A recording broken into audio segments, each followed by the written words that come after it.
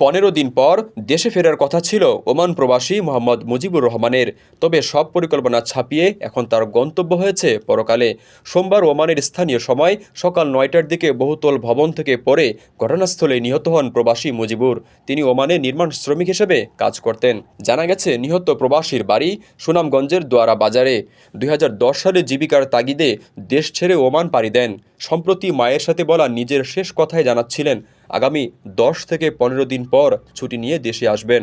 তবে আর ফেরা হলো না তার।